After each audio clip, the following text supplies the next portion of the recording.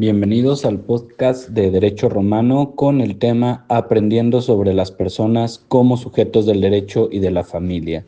Este podcast va a ser presentado por las estudiantes en Derecho Silvia Fernández Ursua, Paola Cervantes Fonseca, Galia Melisa Durán Sánchez, Emma Rosario Najide León Ramírez y Mariscal Tapia Akane María Vanessa. Sean bienvenidos.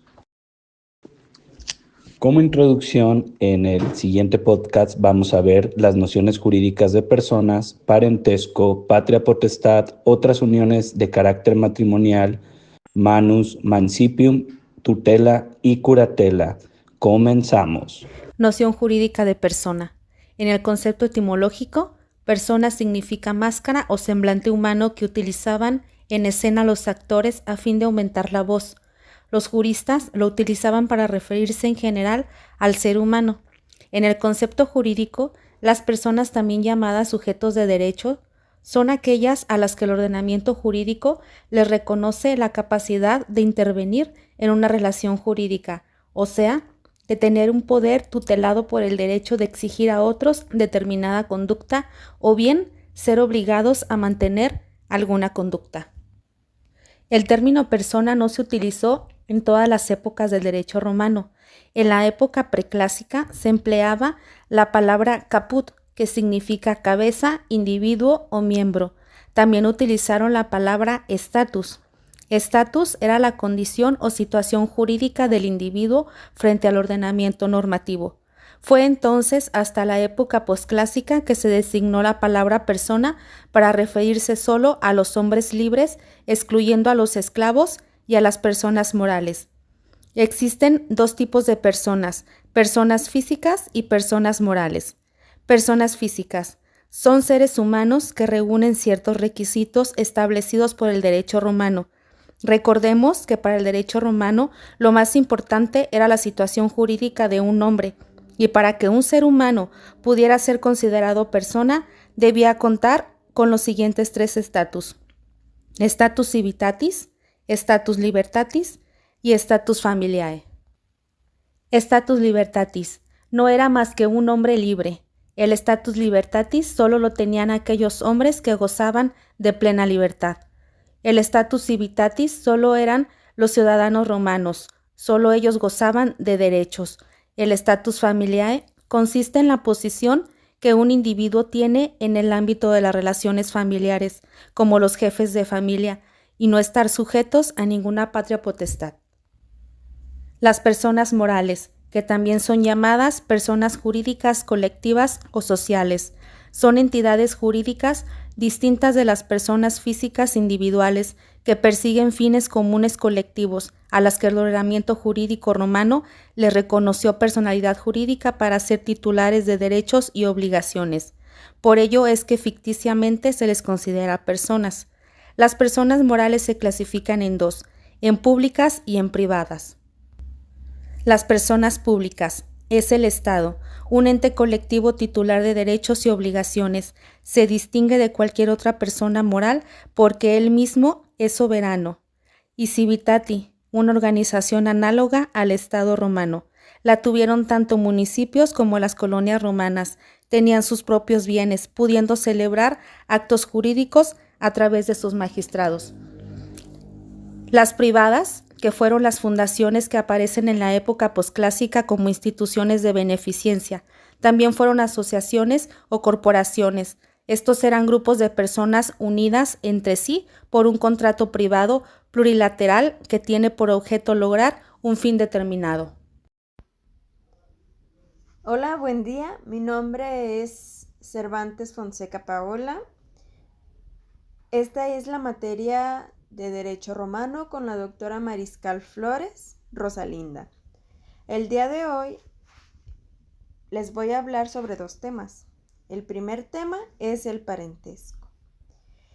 El parentesco son los vínculos reconocidos jurídicamente entre los miembros de una familia. Esta relación se organiza en líneas, se mide en grados y tiene como característica la de ser general, permanente y abstracta. ¿Qué es la familia para el derecho? Pues la familia puede ser el matrimonio, la filiación o la adopción. Y existen 3 clases de parentesco. Es la consanguinidad, la afinidad y el parentesco civil. Ahora bien, les voy a explicar un poco cómo se da el cognatio, que es el parentesco, estas líneas que ya les mencionaba. Se los voy a poner con un ejemplo. Yo tengo un padre, como todos y todas. Entonces, entre mi padre y yo hay solo una línea de parentesco, al igual que conmigo y mis hijos. Son de línea directa y de una sola línea de parentesco. Ahora bien, entre mi abuelo y yo existen 2, porque paso por mi padre y por mi abuelo.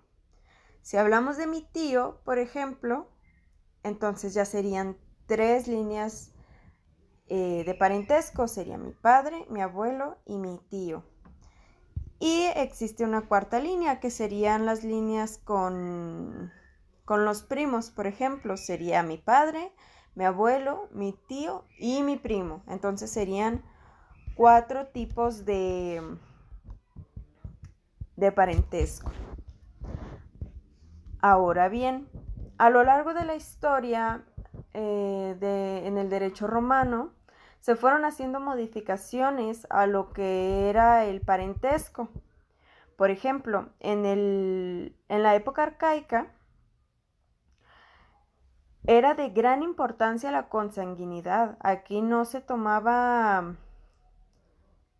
Era de gran importancia la consanguinidad, el matrimonio y las alianzas, y la adopción y acogida. En la época republicana se le daba importancia a las familias y comenzaban a haber paterfamilias. El paterfamilias era una persona, un hombre, que era el titular de una familia, pero no necesariamente debía de ser padre de los mismos. Era nada más un representante legal que tomaba las decisiones como un padre de familia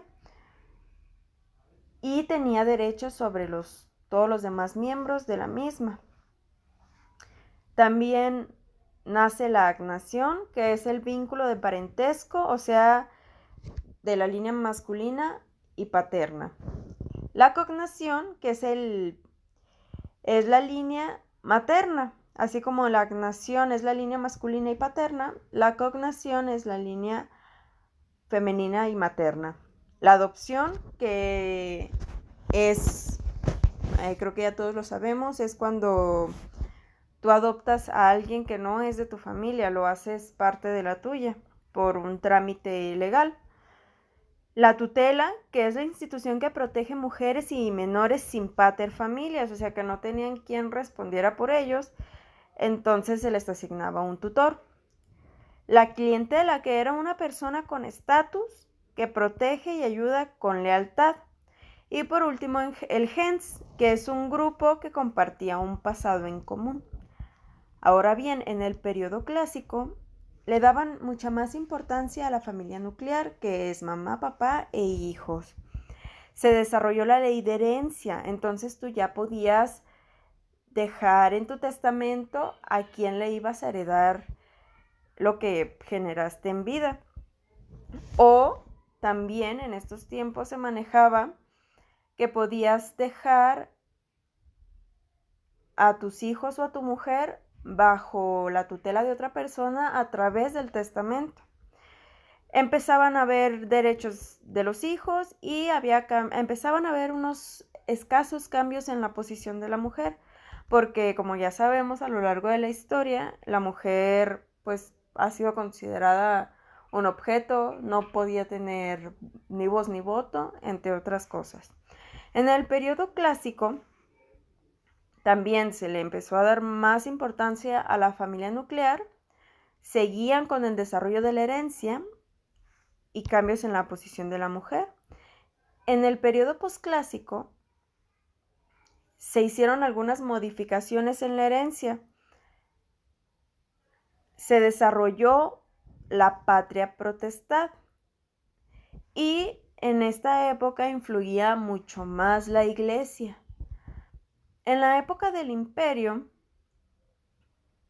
seguía desarrollándose la patria potestad, seguían habiendo cambios en la herencia, hubo cambios en la adopción también.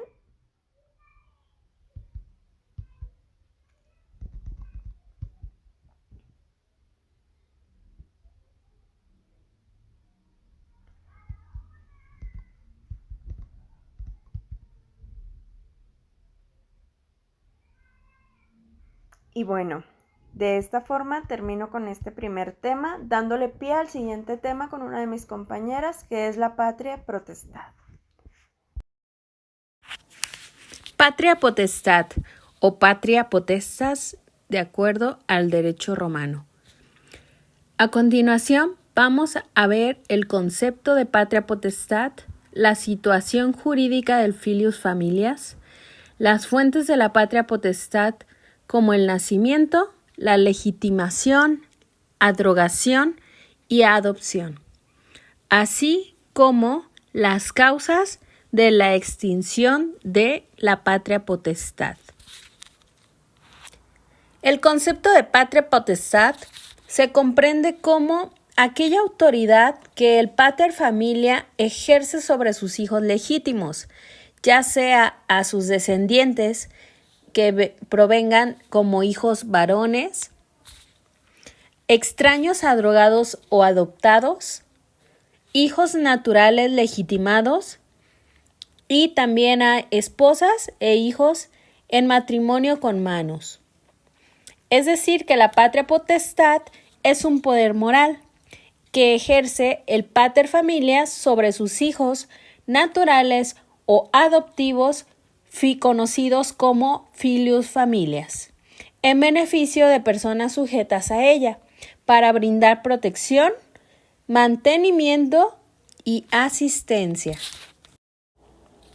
Situación jurídica del filius familias comprendidos como hijos naturales o adoptivos. Estos están sujetos a la patria potestad, es decir, los hijos, las hijas y descendientes de los pater familias. No pueden contraer matrimonio sin autorización de su pater familias. Los hijos forman parte de la familia del father como agnados, adquiriendo de éste su nombre y condición social. El filius familias es un alieni iuris, los filius familias que descienden en primer grado del pater llegan a ser sui iuris a la muerte del pater familias. Existen 4 derechos que ejerce el pater familias. El derecho de vida y muerte, es decir, el pater antes de imponer severa pena al hijo, debía consultarlo. Era como un derecho de corrección el reprender y corregir a sus hijos como un derecho, un deber y en parte educación. El segundo derecho era el derecho de vender al filius como esclavo en territorio extranjero. Es decir, se aceptaba este derecho en caso de un hijo o hija recién nacido y en casos de extrema necesidad. El tercer derecho es el derecho de entregarlo en noxa, es decir, este derecho era ceder a otros pater familias al hijo o al filus para liberarse de consecuencias de actos ilícitos autocometidos. El cuarto derecho fue el derecho de abandonar al filius recién nacido, ya que en aquel entonces, en el periodo de Justiniano, él establecía la pérdida de la patria potestad sobre el expósitos, es decir, el menor desamparado abandonado. Las fuentes de la patria potestad son el nacimiento, la legitimación, la abrogación y la adopción. El nacimiento los hijos nacidos de justas nupcias, es decir, de matrimonio, después de 182 días de contraído y antes de 300 días de que éste cese, quedan en calidad de filius familias, ya desciendan inmediatamente del pater familias o de sus descendientes en grado ulterior. La fuente de legitimación. A partir del derecho posclásico se aceptó que los hijos nacidos en concubinato, a los que Constantino llamó liberi naturales, se legitimaran si posteriormente los padres contraían matrimonio en cierto tiempo, y siempre que no tuviesen hijos de precedentes nupcias. Por tanto, los hijos nacidos meramente extramatrimoniales, como los puri, concebidos esporádicamente, o los vulgo concepti, concebidos en forma vulgar gallo. Los adulterinos o los incestuosos no podían ser legitimados. Es decir, solo se legitimarán cuando los padres contraían matrimonio en tiempo y que no tuviesen hijos de precedentes nupcias. La fuente de adrogación es aquel acto por el cual un pater familias adrogado se sujeta a la patria potestad de otro pater familias adrogante, pasando a ser alieni iuris y filius familias de éste. Si el adrogado tenía hijos y nietos, estos también entraban a la patria potestad del adrogante. La finalidad de la adrogación era asegurar la continuidad de la familia y evitar la pérdida del culto familiar sacra privata. Un caso especial fue la adrogación que Julio César hiciera en un testamento a Octavio con notorios propósitos políticos. La fuente de adopción es el acto por medio del cual un alieni iuris adoptado sale de la patria potestad de su pater familias y entra a la patria potestad de otro pater familis adoptante como hijo filius famili o nieto loco neptis. El aspecto patrimonial de la patria potestad posee las siguientes características. El filius familias no tiene ninguna capacidad patrimonial. El filius familias puede realizar actos de adquisición de bienes, pero los efectos de esas adquisiciones pasan automáticamente a su pater familias. Solo en caso de aceptación de una herencia requiere la autorización del pater, ya que la misma puede llevar consigo cargas o deudas que finalmente recaerán en el propio pater. También posee una obligación recíproca de darse alimentos en caso de pobreza o incapacidad para el trabajo, contra el pater familias que haya puesto al filius familias al frente de la negociación marítima o terrestre y que no quiera reconocer las deudas surgidas de dichos negocios. El magistrado otorgó a los terceros que contrataron con el filius las acciones adietatie qualitatis. A partir del imperio, se reconoció a los filius familias la posibilidad de disfrutar de un pequeño patrimonio entendido como peculium. Los tipos de peculio o peculium son los siguientes. Paganum. El pater familias podía concederle al filius familias la administración y disfrute de un pequeño patrimonio.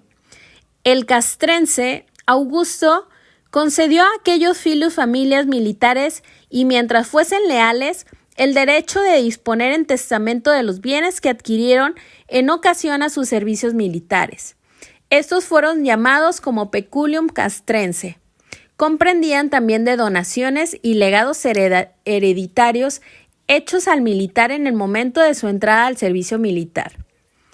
Quasi castrense, en el periodo de Constantino, dispuso que los bienes adquiridos por los filius familias como pago por ocupar altos cargos dentro de su corte, así como sus ahorros o donativos, se consideraran como peculium castrense. Estos bienes fueron considerados en la época de Justiniano como peculium quasi castrense. En dicho peculio se incluyeron también regalos hechos a particulares por el emperador. Adventitium. En el año 319 después de Cristo, Constantino concedió al filius familias los bienes por herencia de la madre, quitando al pater familias el derecho de enajenarlos. Al filius corresponde la nuda propiedad y al pater el usufructo. Causas de la extinción de la patria potestad. Podría ser por medio de la muerte del pater familias, ya que los filius familias sin ascendiente que formaran parte de la familia adquirían el estatus de sui iuris. Por medio del capitis de minutio máxima, media y mínima del pater familias, los filius familias se convertían automáticamente en sui iuris. Por la muerte y capitis de minutio máxima y media del filius familias, por matrimonio cum manu de las hijas o nietas, ya que entran a la patria potestad del marido o del pater familias del marido. Por emancipación, por adopción plena y adrogación, por el derecho justinianeo que establece que salían de la patria potestad aquellos filius familias que adquirían un nombramiento en altas magistraturas o cargos religiosos. Y por último, también dispuso que el pater familias perdía la patria potestad por prostituir a su hija o por cometer incesto con ella. Muy bien, ahora les voy a hablar sobre otras uniones de carácter marital. ¿A qué me refiero con uniones de carácter marital? Pues es la forma de oficializar un vínculo de pareja y someterlo a las normas legales, sociales, morales e incluso religiosas dictaminadas por la sociedad. Entonces, ¿qué pasa? Como no todo el mundo podía contraer matrimonio, las just nupcias, entonces las personas pues encontraban formas de contraer relaciones sin este trámite, que era entre estas relaciones que no son de carácter marital, entre estas uniones que son de carácter marital, encontramos el concubinato, el contubernio,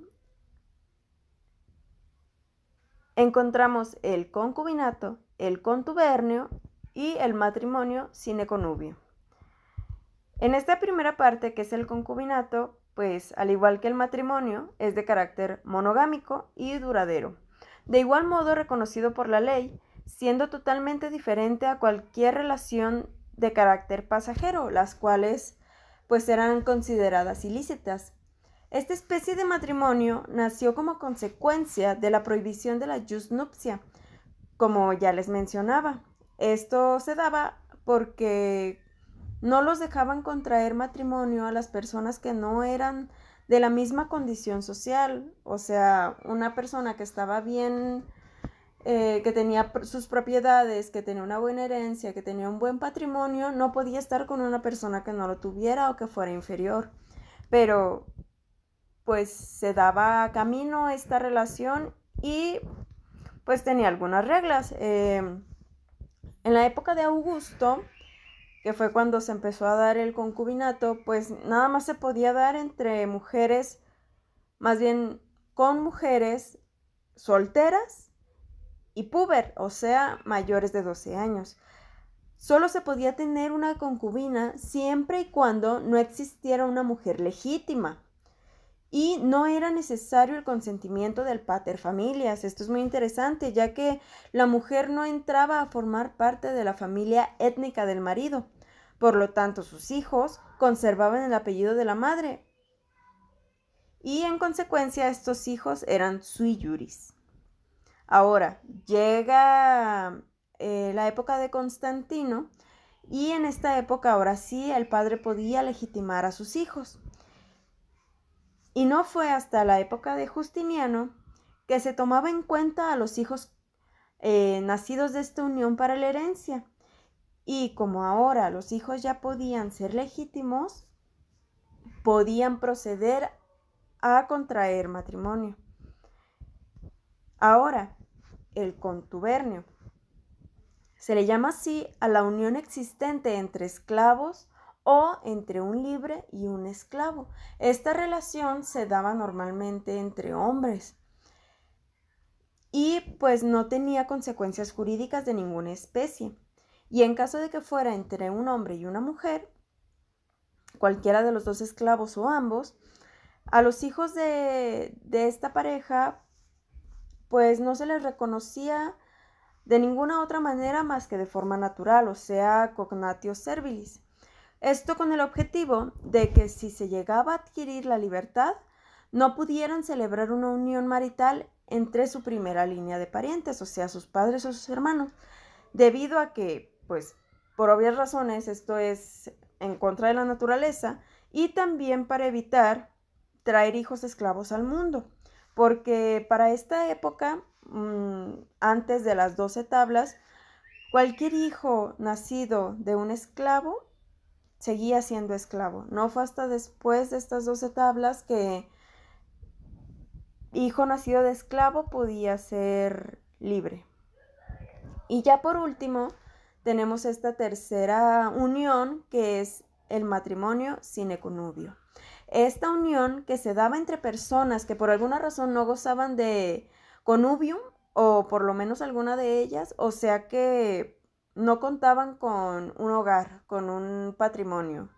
Ellos eran peregrinos y en términos generales tenían los mismos requisitos que el matrimonio, pero no los mismos efectos jurídicos, ya que los hijos de esta unión no eran reconocidos legalmente, sino que eran considerados como sui juris. Y pues esto es todo de mi parte. Esto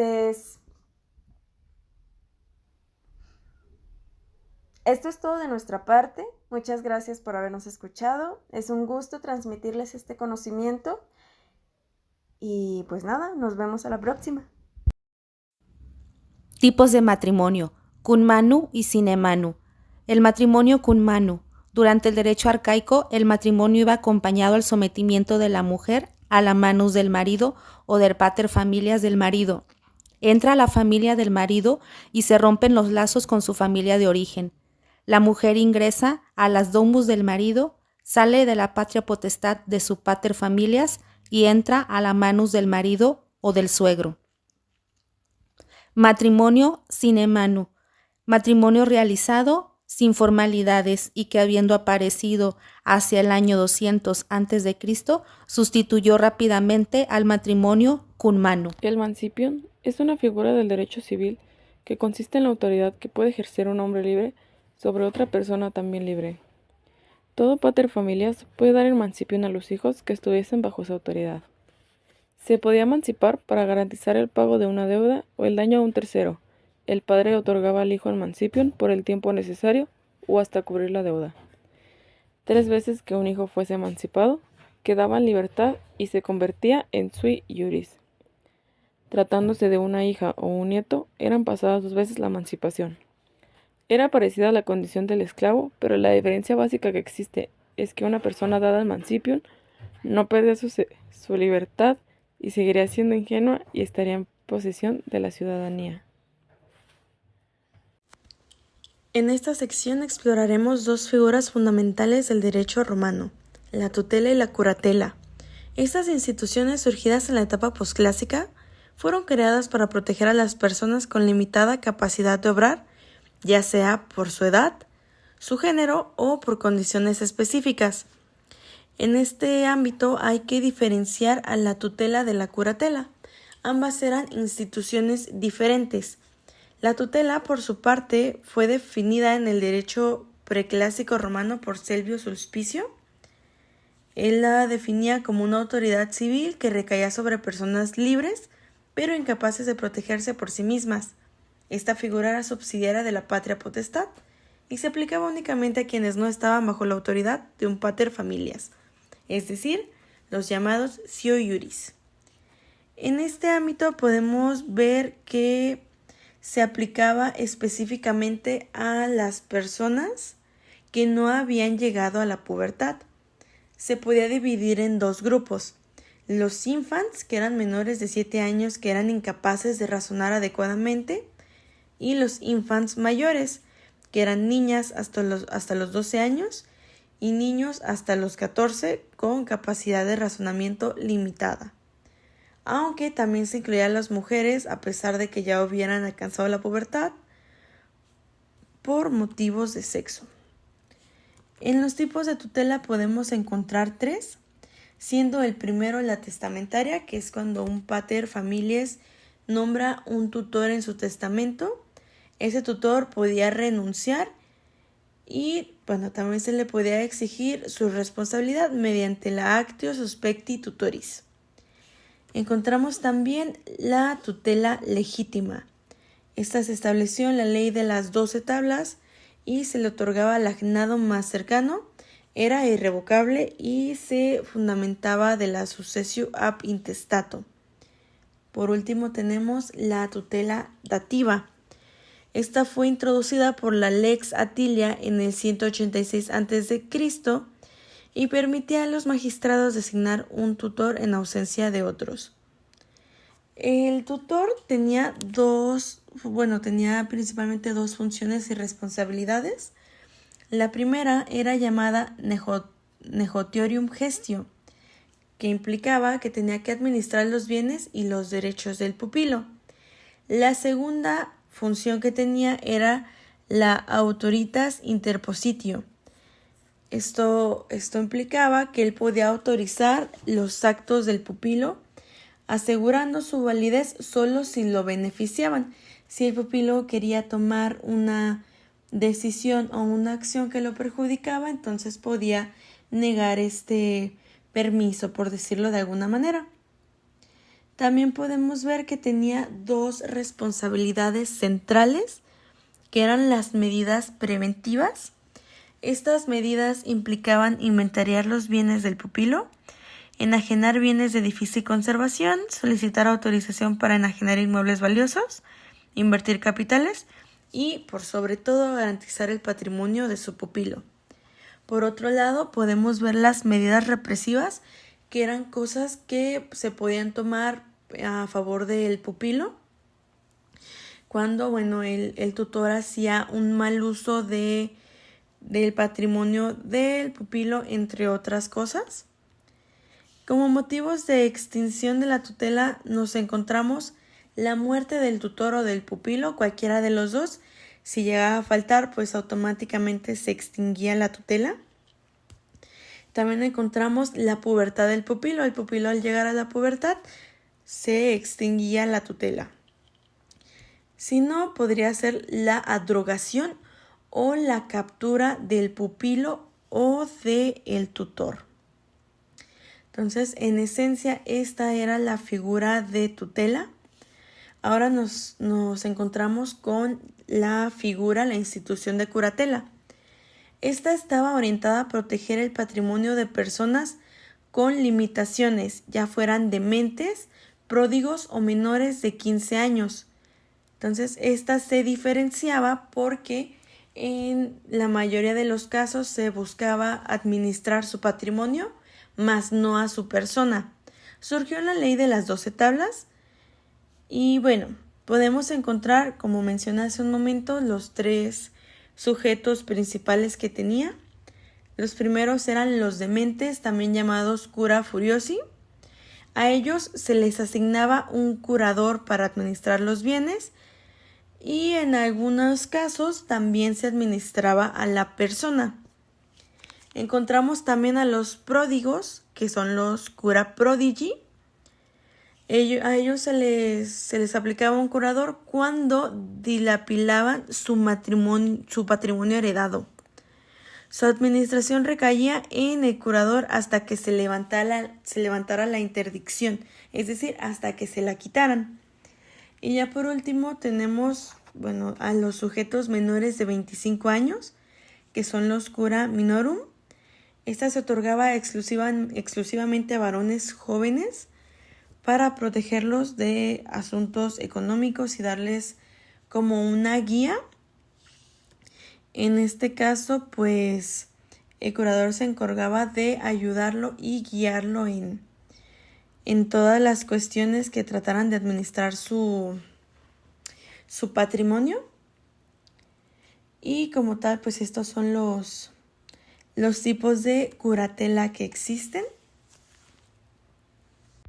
Entonces podemos concluir de estas dos figuras que reflejan en el derecho romano cómo se abordaba la protección de las personas más vulnerables. Estas figuras no solo resguardaban los bienes de quienes no tenían capacidad jurídica, sino que también marcaban las bases de instituciones legales que han perdurado en el tiempo. De hecho, hasta el momento, de manera diferente, se adoptaron estas dos figuras y están presentes en el derecho mexicano. Con esto se concluye el podcast de Derecho Romano y como conclusión, aparte de las fuentes bibliográficas que se anexan, podemos ver que el tema que les tocó desarrollar en este podcast es referente a las personas como sujetos del derecho y el derecho de familia. El punto medular de todo este tema que se virtió a lo largo de este podcast es que el derecho romano sirvió como bases para tener nociones de las personas como sujetos de derecho y de familia. En este caso, identificar lo que son personas físicas y personas jurídicas, y el combinar la regulación de la capacidad jurídica que tenían como agrupamiento siendo familia y en lo individual, resaltando la jerarquía por los sui juris y los alieni juris, mismas que se han ido adaptando a lo largo de la historia conforme lo ha aplicado el derecho positivo y el derecho vigente conforme a la teoría del Estado. Con esto concluimos y les agradecemos su atención.